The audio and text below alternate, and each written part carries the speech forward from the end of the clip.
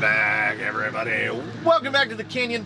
Welcome back to the initiation of yet another in the now long and storied line of It Came From the Workbench series. This would be It Came From the Workbench, and yes, I did have to look it up in my own channel dashboard. It Came From the Workbench, volume 45. Some have been looking forward to this. Some may not have known that they were looking forward to this.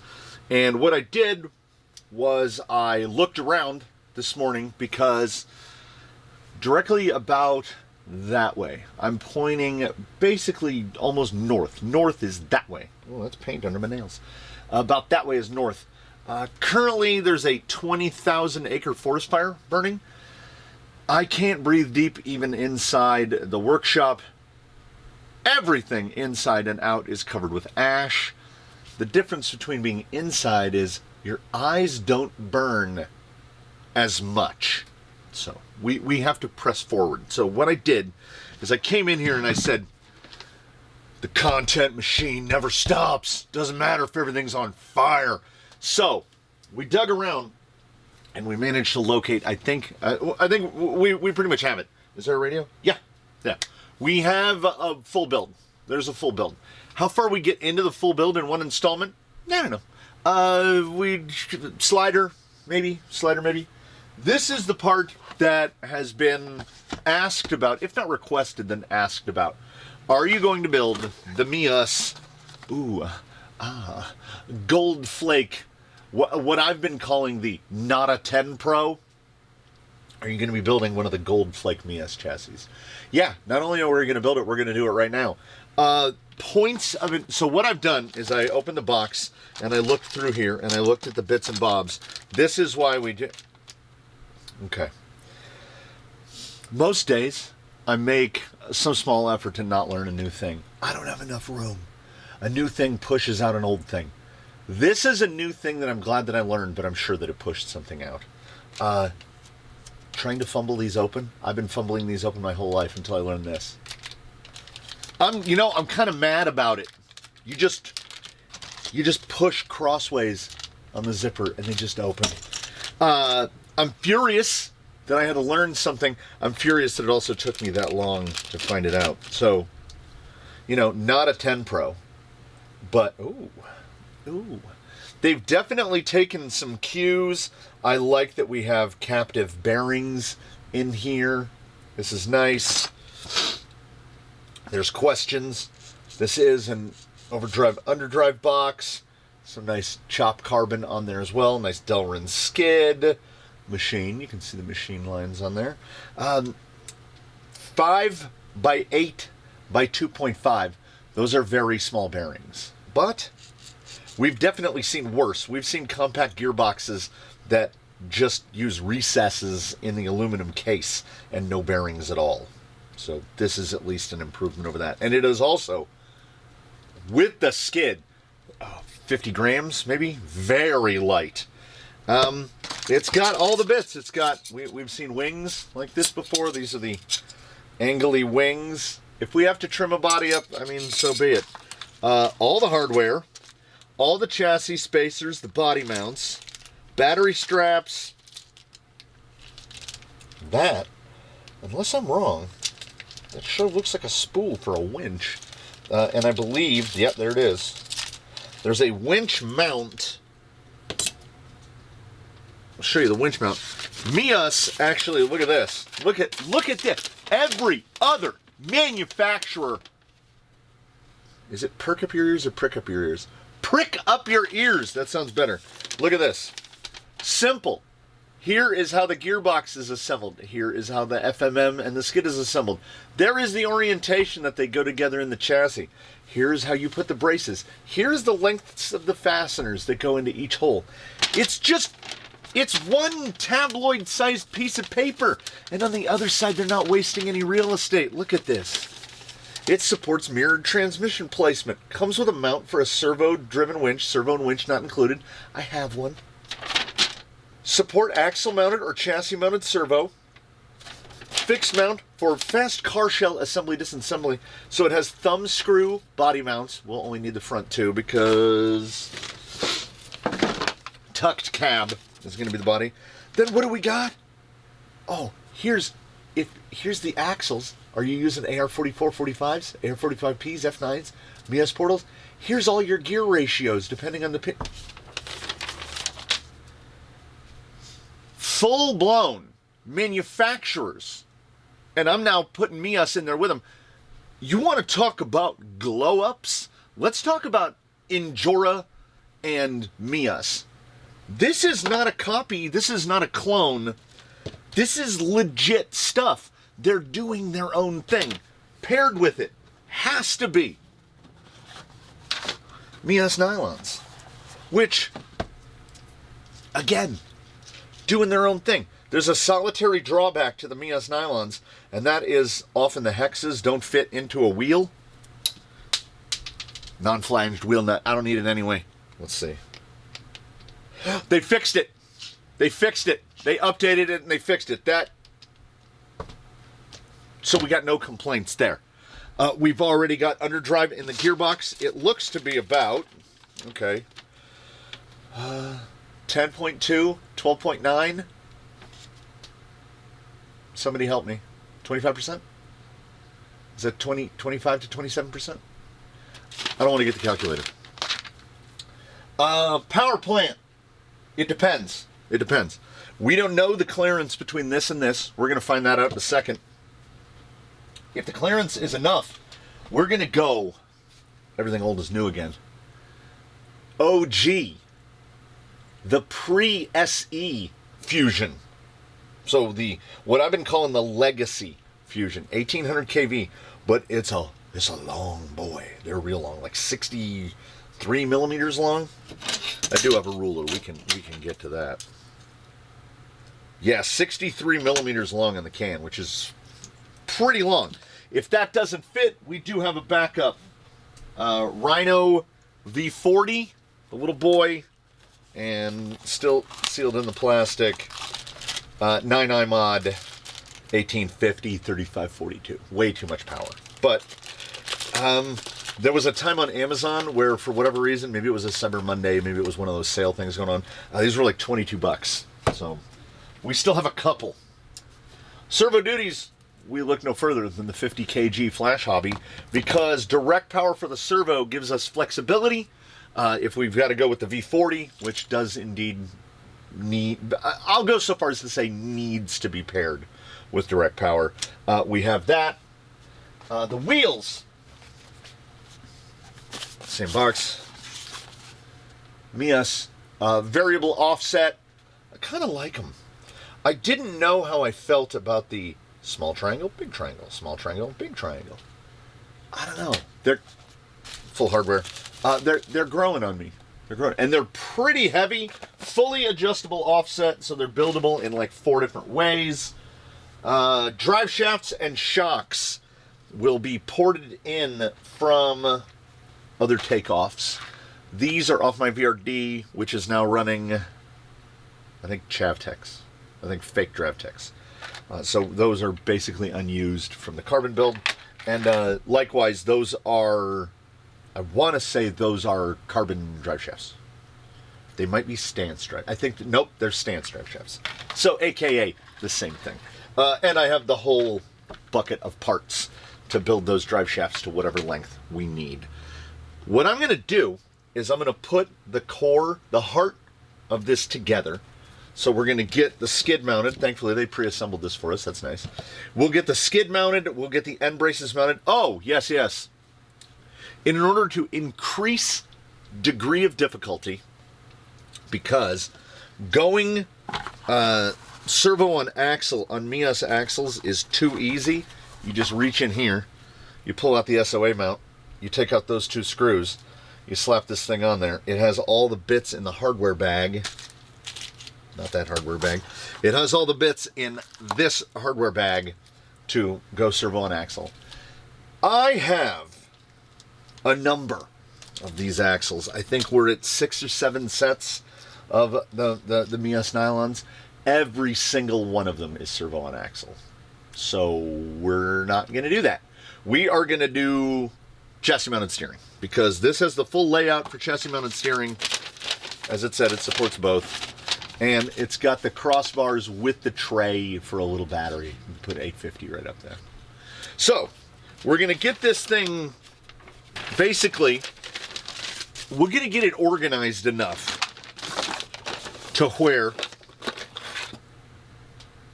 for the winch tube. Oh, I'll dig through the bins.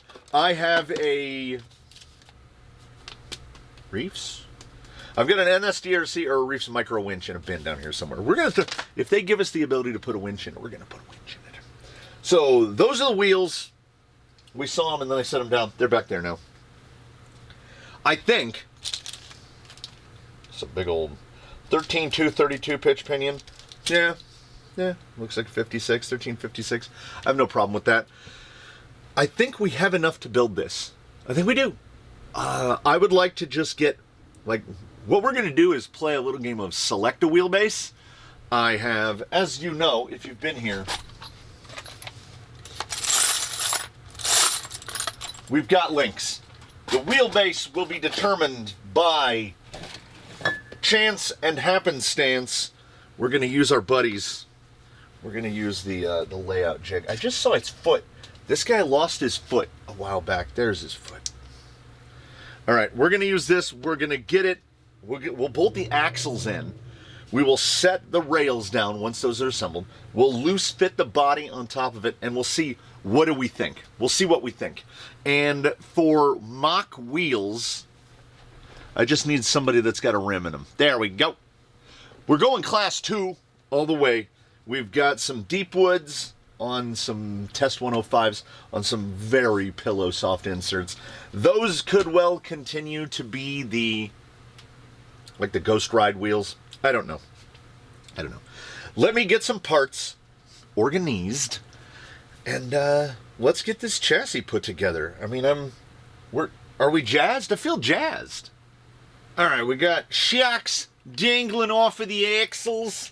7.5, 5.7 by 7.5 for the balls. You could get away with a 7, but I'm going to say they're 7.5s. And I want to say that if you have Vanquish lowers, yeah, they're 10 millimeter. So if you have the Vanquish ones from like an F10 axle, they'll fit. But they come with a spacer. So if you just have 7.5 balls, 7s, it'll pull tight, but the 7.5 is a real proper perfect fit. These are the springs from the Carbon, which are 1 pound, 1.2. Hold on, looking at the board. 1.2 pounds per inch. Might be too heavy, might not be heavy enough. We will find out. Things I'm not worried about are like, so the body mount pieces are machine Delrin. You can see we can flex it a little. So they weigh nothing. They're all pre-tapped, so you're not hogging anything in. They're all pre-tapped. But they fall into that same thing, which is if you place your 2 rows of holes close together like they do, when this bolts on, it goes on like this. If you need to bolt anything in the holes below it, it won't fit. So you effectively have to use this as your shock mount. So body mount, shock mount are together. It's the same way on a number of chassis that I have tinkered with. Basically, if you're going to use one row, the other row is blocked off. Generally, we're using the upper row, so we're going to go to the upper row. We're also not worried about the aft body mount because we're running a cab. We will figure out how we are going to affix the back of the cab. Oh, I should also mention, it is a 99 micro servo winch. Bracket goes together nice. 2.5 holes. Put some lock nuts on it. Slaps right on. I have that spool. I have the spool that came in, or what I believe is a spool, and I have the spool that I just took off of the winch that already has winch line on it. I'm not worried. That's finishing stuff. I just wanted to get this bolted on before we do things like put the motor mount on, because the motor mount goes right there. It's gonna be real. The clearances are going to be interesting. This is how the instructions show it mounted with spool forward. So we're going to find out how it does spool forward. The assembly appears to be pretty straightforward. We are going to do the the way we would assume the thing is to be done, which is we're going to start with the skid and work out from the skid. And we have benefits here, bonuses and benefits, which are, it is a 4-hole skid. We are thankful for a 4-hole skid because that means that we have 2 mounting holes, and then we have 2 for the big long, they're usually like somewhere between M30 and M40, that hold the lower links on. So it being a 4-hole, it allows you to put it together, and should you need to take something apart, you can take it apart without the whole middle of the vehicle falling apart. So props to the 4-hole skid, and those who know will know that most of the skids are not 4-hole skids. They are 2 holes. We're going to do it. We have encountered the curvilicious skids before, and we either rebend them, or we cut them, or we find some other method of not employing them. But for this time, we're gonna do it. We're gonna do it. If you're gonna have to cut up a body, a $25 J Concepts cab is a perfect body to cut up, as far as I'm concerned. And there is every chance under the sun, if you could see the sun today, there would be a chance under it that we are going to have to lop these anyway. Because if they stick out past the back of the cab, I'm not going to like that.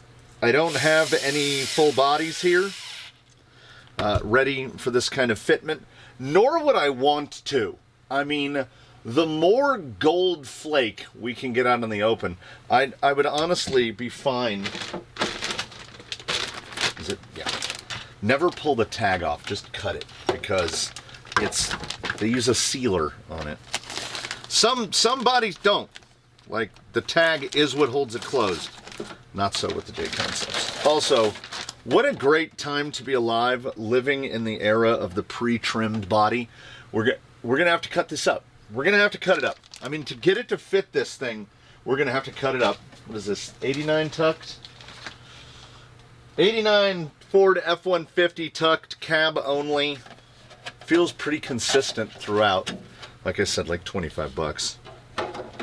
Oh, we might be in it. We might be there. Whoa, we're gonna have to chop this thing up. This thing's gonna be cut halfway up the door. It's gonna make me furious because I don't like to cut bodies down. But I also don't want the body sitting way up like a jaunty hat. Oh, it's on the outside for sure. It's on the outside for sure. They have a pretty clever method of controlling, let's call it nose pinch, when assembling this, because the fore and the aft are the same way, where it's just a big slot that goes all the way through. And when you have big slots like that, the tendency is that if it takes any impact from any object while you're out wheeling it, the bumper just slides back. This, they use a lock nut for 2 of the lock nuts for 2 of the screws, and a chassis brace for the other 2, so that it maintains the correct chassis spacing. And let's be truthful and transparent. This is sturdy, and for the equal parts of sturdiness, oh boy, that span that is crimped to, I think your results may vary. Mine is like the distance. The thickness of the 2 rails, the width of this is like maybe half a millimeter bigger than this amount of space. It is ridiculously solid when this is together. So, I don't know if it's ash or what. Something that flew in my mouth. It goes together sturdily. I don't know if I'm mentally prepared to do the rear. I really like this. I like this little rear piece. They couldn't have known that we were going to run cab only. Like, you see them pinch in a little, and then when you go to put this in, yeah, I would say it's 1.5 millimeters narrower. I kind of gave it a little kind of give it a little flex out. We'll kind of flex it out like that. It will pull back in. I just need to be able to get the spacer in there. This is the tough. If this is the toughest part of the whole thing, then we're riding the gravy train. So we're going to go through the rearmost hole. It's the stacking. If you know what I mean, you know what I mean. You have to hold all 3 pieces plus the screw. So you have to hold all 4 pieces perfectly spaced apart and access it with a driver before it goes bad and falls apart on you. And it's like doing a dance that you don't want to do. You can almost get in there. Okay. So we got the back 2 in there. Slide it forward. Okay, it's just the same 2 holes. We can't reach. I was hoping against hope that we could push this in far enough to engage one of these holes up here, but we can't. So we're going to go right about there. That looks, because not having a fixed hole that is at the end of the slot means that we are going to have to guesstimate the spacing on this. It's not a problem.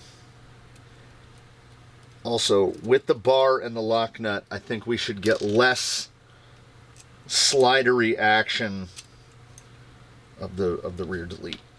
You end up just kind of eyeballing it together. On camera, it looks like it's... Yeah, there it is. It's kind of out that way. It's probably a millimeter too. We can... There we go. Hey! Fixed. I like that little piece, though. That's a nice little attention to the detail, and I think that's high enough that it's not going to catch on anything. I like the front one as well. We will. Time will tell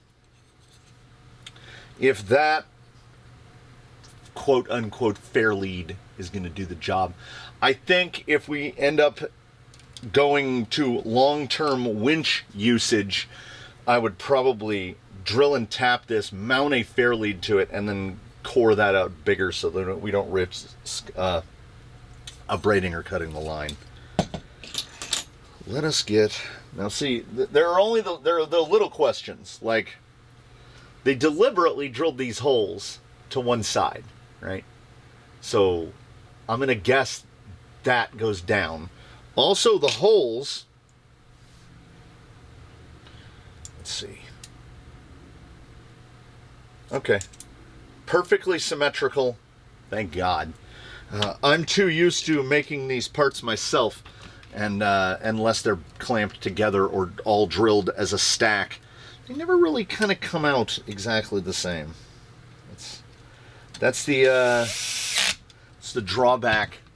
Part of the drawback and the charm of bespoke, one-off, handmade parts. That's why this isn't really much in the way of a build. We're not going to have to do a whole lot in terms of customization. What this is, and I think some may recognize, is the chassis is $140. The axles are $80. If we're factoring into the equation fake Dravtex or something like that, even if we're not, okay, you got to get links. You're probably going to spend, you can go on Amazon, get a $20 set of links. At that point, you've got a slider for under $300. I don't know who is going to step up and compete for what you're getting right now for sub $300. I mean, I don't think that there are going to be any nagging quality concerns. We've never had a problem with the Meus nylon axles, and you don't have to run a Meus nylon axle. You can run whatever you want. That is the beauty of a proper kit. This is a kit. Well, it's a chassis kit. It's not a full kit because they don't put links in it. But again, I would like to chime in. Building something like this, I don't want it to come with links, because even I don't know what wheelbase I want to build it to. I don't want to be beholden to, I mean, especially 313. Like, why is everything 313? They just landed on, I mean, I guess competitive rules. I don't know. I prefer around 330. I have this loose set in the jig over here to 325. We'll go from 325 and see where we operate from there. And with it not including links and not including shocks, I choose to see that not as a bug, but as a feature, because, follow me here, not only do we get to choose our wheelbase, we get to choose where that wheelbase sits. How skid forward do you want it to be? Because we're running, I mean, like, where do we want to place the axle? Not so much, I mean, the skid is position. It's determined by the chassis. But we have free reign over where the axle sits. And in my opinion, that becomes important a real lot, particularly when we're dealing with chassis mounted steering. Oh, that's what I forgot to put in. And I had it right here too. The panhard mount is the way panhard mounts should be. Well, it's halfway there, okay? I'll break it down here for you in a second. I prefer a panhard mount above all others that has a vertical mount. Now, off the top of my head, Element are the only ones that do that. Everybody else does a mount that is parallel plane to the mount on the axle, which is fine. The only reason that I don't favor this type, I favor the style, okay? So what they do is it mounts on two nuts through slots, so we can adjust this.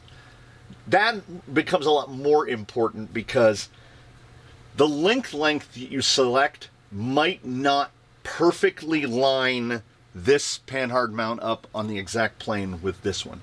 And you want that panhard to be perfectly perpendicular to the chassis. You don't want it off to the front, you don't want it off to the back, you want it to go straight. Oftentimes when it goes off straight like that, it's going to hit the link mounts, so that on 1 degree of flex, you're going to lose travel. Well, we don't have to worry about that. So long as when this is at full lock, I should have shown you that before we put it together. I think I only need to unbolt one side, I think. Nope, I have to unbolt both sides because I put the tie rod on. Okay. So when we go all the way in like this, we see where this comes relative to the panhard. So we don't have a lot of opportunity to run a spacer. So most likely we're going to be running it. Yeah, see, we have no space there. This is why servo and axle is just the easiest way to do it. So we'll pop out that ball end. We'll put a smaller ball end. Do we have room to go from behind? Not without a spacer. Yeah. Aside from when companies do it perfectly, like the front end of a TRX4, where the geometry is just there, the full custom panhard mount ends up being a thing. I'm trying to think. I don't think there's an axial off the top of my head that the panhard is just exactly right.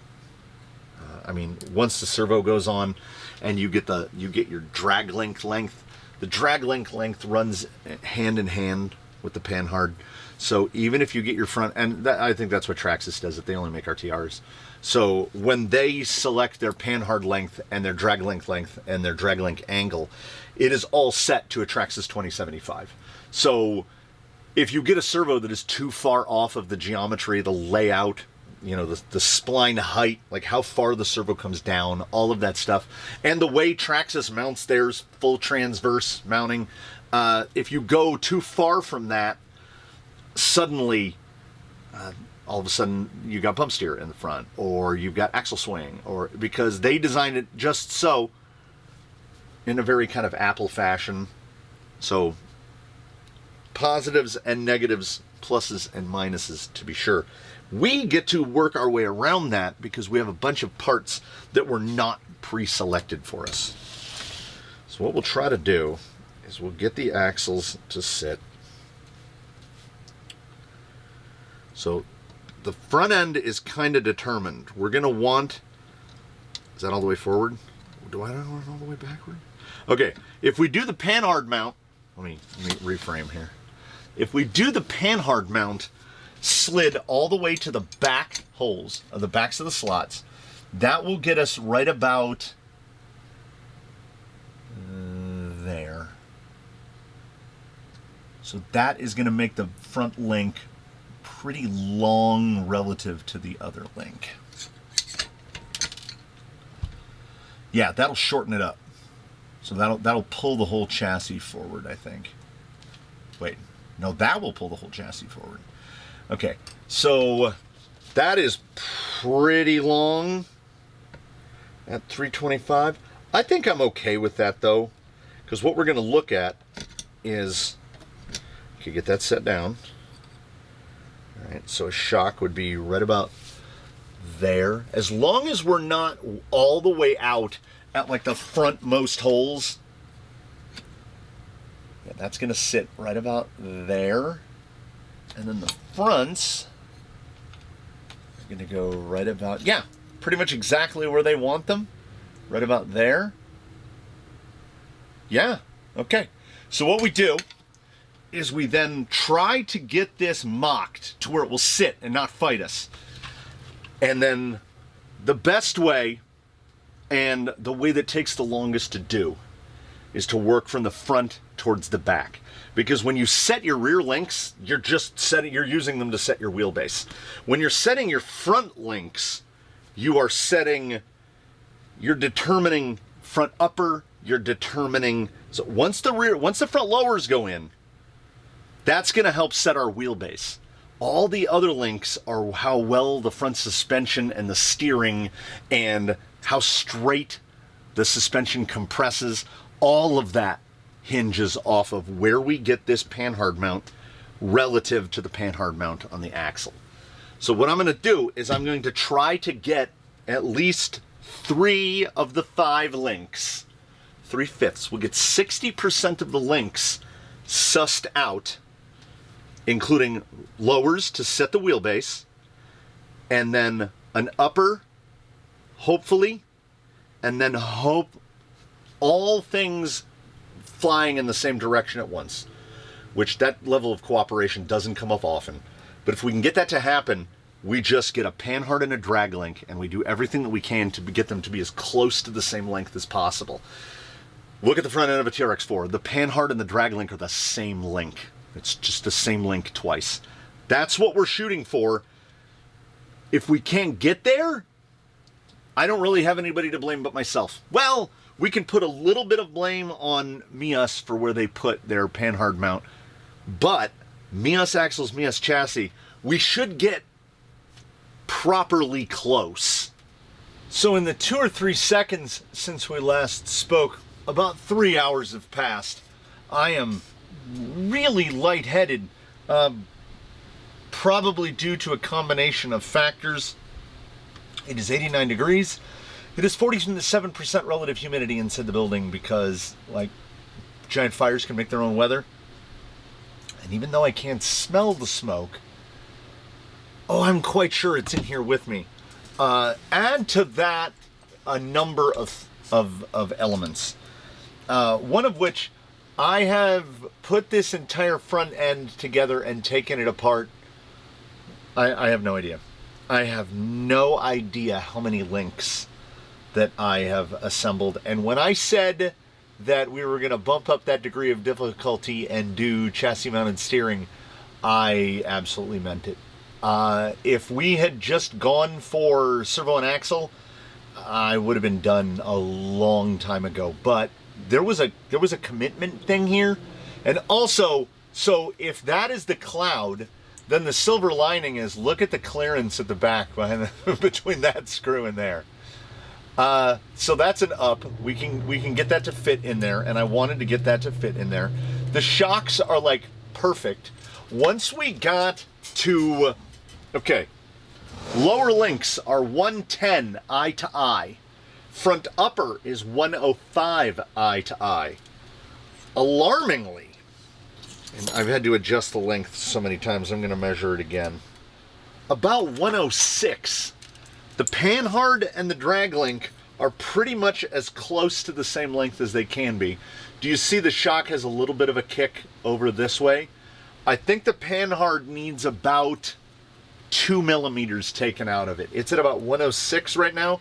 I think it needs to come down to a 104, but we have next to no swing. We also, it's squidged off. This side is out. This kingpin, I measure from rail to kingpin. When we're sitting right about there, this side is like 30 and this side is like 28.5. So it's a triangle, so there's geometry there. If you take off 2 millimeters, it doesn't take off 2 millimeters. We're working with whatever the plural of hypotenuse is. Hypotenuses. My brain is too fried to deal with it. Caster angle looks outstanding. Do we see parallelism there? Yes. Do we see, is it wild and fancy free the way we've done the servo with the longhorn angled to the back, right? In order to get them parallel this way and parallel this way, very close to parallel. We have to run a double offset link to clear the steering. We can get full compression. That is at full compression. This link is very nearly touching the motor mount. See, just a sliver. Let's get some background behind it. There you go. Sliver of daylight coming through. These clear just fine. Full compression on the other side. I don't know how this, well, see, that definitely, it needs to be mounted to the outside of the mount instead of the inside. And then the mount needs to be mounted on the outside of the chassis. That's the only way we're going to get the spool through there. And then with the spool through there, it really tells you why they give you the little, the tube, the metal line hose to get your winch line through. I'm thinking that their intentions are, I'm thinking that their intentions are, because you'll notice it's pretty long. I think they have the winch running this way and they run that up like that. Does that make sense? So we anchor that in place and then the winch line actually runs around, because otherwise spur gear. Regrets? I mean, sure. We knew we were ice skating uphill with this one. The Geo does work. Also, straight compression stops right there on this side, about halfway through the stroke. You see the link hitting. I can fix that a little. I clearly have a clearance link here. It needs to be flipped 180 degrees to put the short arm back here, but you have to take this wing off to get to that screw, to take that off, and then take that. Do you see what I'm saying?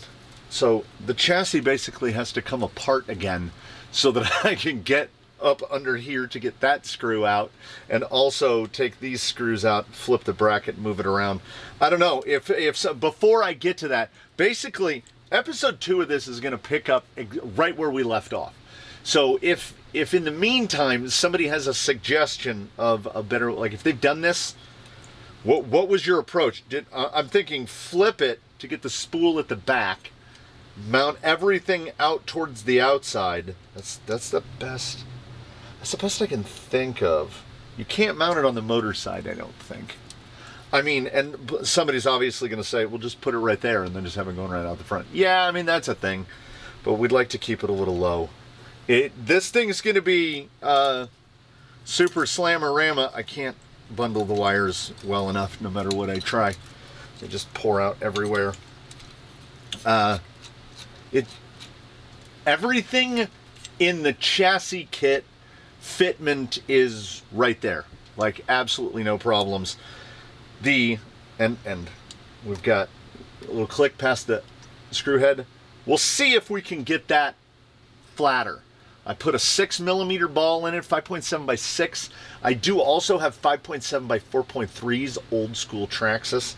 We'll see maybe if that might clear it a little bit better. We don't change angle too much.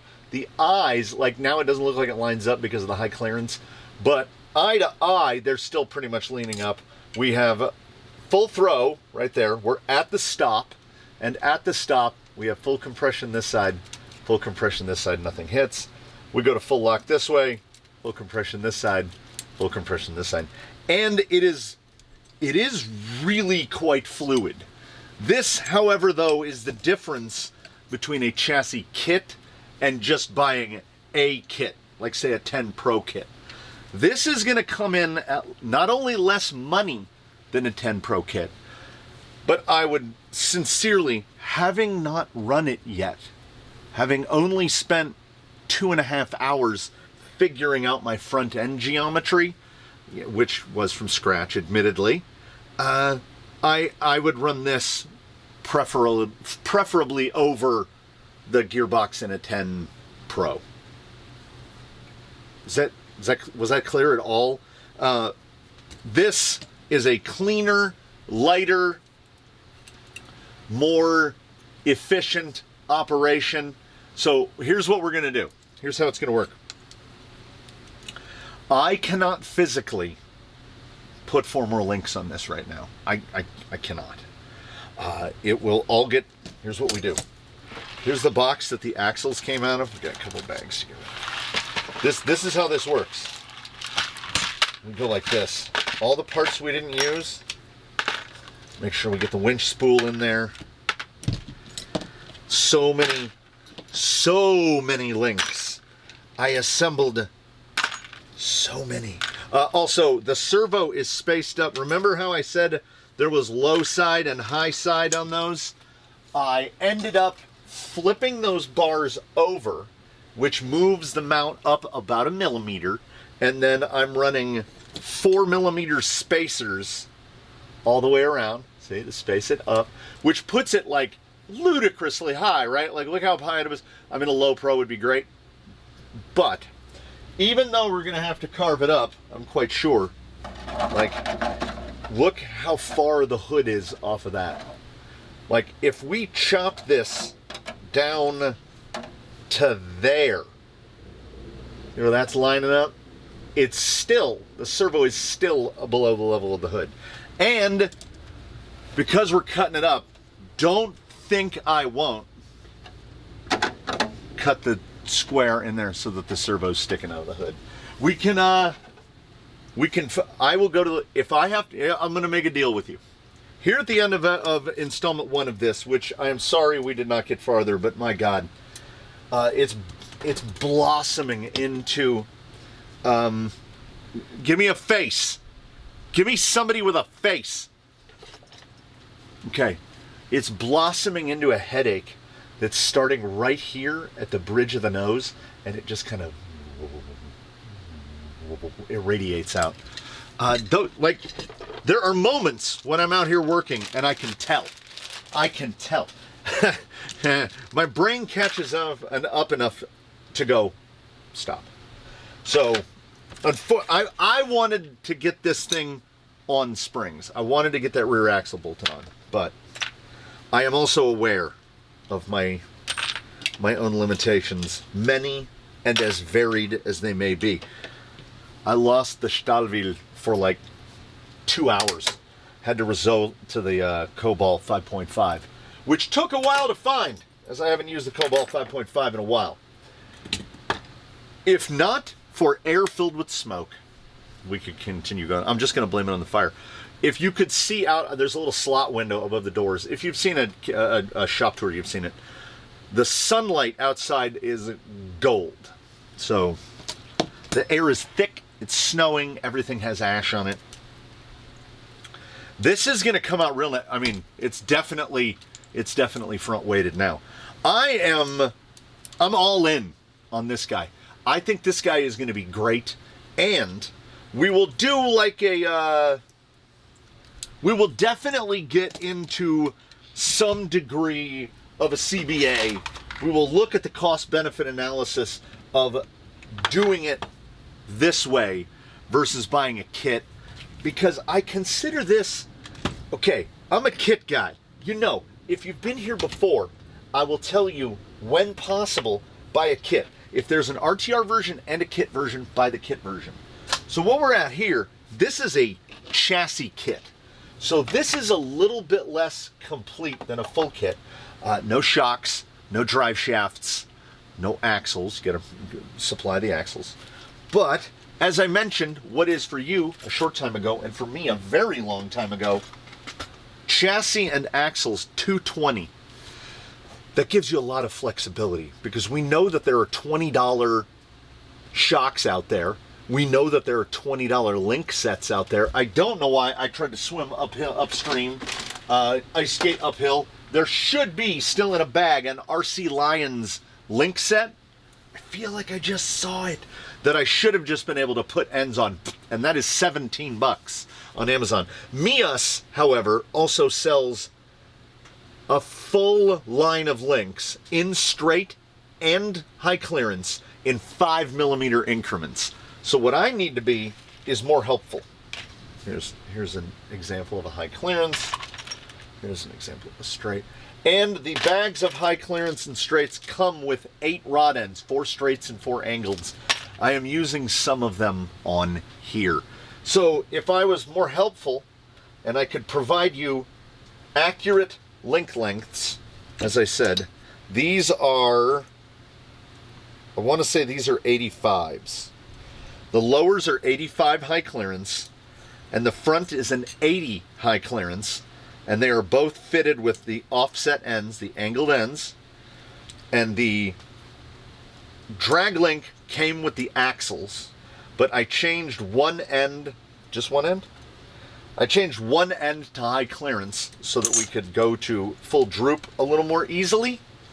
And then the panhard bar is, I want to say, is it the other 80?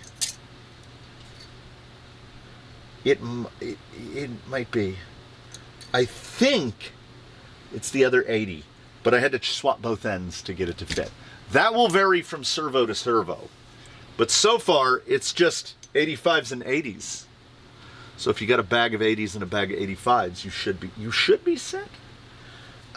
Every servo is going to be different.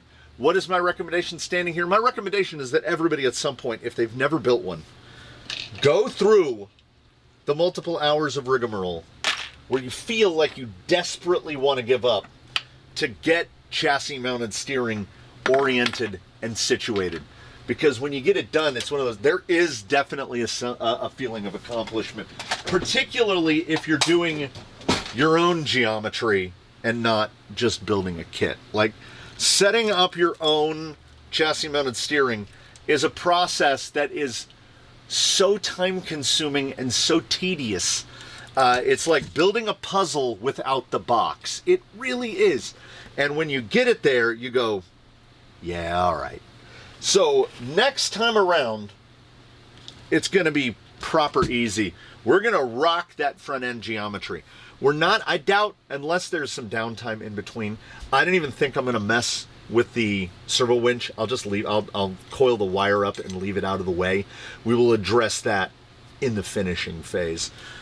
We will get the links situated so that we can put the back axle on it. We will determine what we wanted. I mean, even before we put that on, we could get to, where are you? We could get to trying to set the body down. Yeah, it will come out just past the wings. We'll start carving it up. I'm probably going to cut this to the point where there's the grill line. That grill line is probably going to be sitting right across the chassis rails. And that, it's 50-50 whether or not that servo stays below the hood line. I don't know yet. We will see if it does or if it doesn't. I am like, well, it's almost like being punch drunk at this point and just sweating so much. All right, anyway, everyone, Meus carbon with the gold. I love gold. It's going together great. Figuring out chassis mounted 3-link front geometry is never going to be fun. Even if there was a calculator to do it, it wouldn't work. Because that calculator would have to be filled with every possible axle combination for every possible chassis combination, where your panhard mount is, whether it's movable or not. servo selection. We spaced this servo up. That changed things, but I knew I needed to change it. We're gonna get there. It looks like it's gonna come out real nice. It's still sitting pretty light because there's not a lot there. We're gonna run it, like I said, we'll most likely just, give me a front.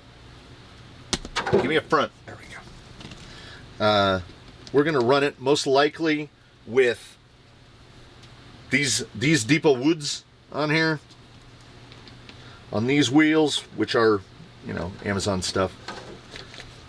And okay, on that wheel, yeah, we're like 250. It's about a 10-inch. It's about proper. This thing's gonna be sitting pretty slammed. I'm curious. If you're at all curious, come on back and see the next one when we get that one done. There's an obsessive compulsive thing here. So it won't be in 2 weeks that you see the next installation of this. It's going to be in a couple days. That's how it works around here. So thank you so much for joining us here in the Canyon. We look forward to seeing you next time. In between now and when we meet again, please one and all, do your very best to have a good one, everybody. We will see you again here from the Canyon. Whether we're doing this or some other thing, we'll be doing something. And maybe, just maybe, they'll have a little bit of that fire put out. Out.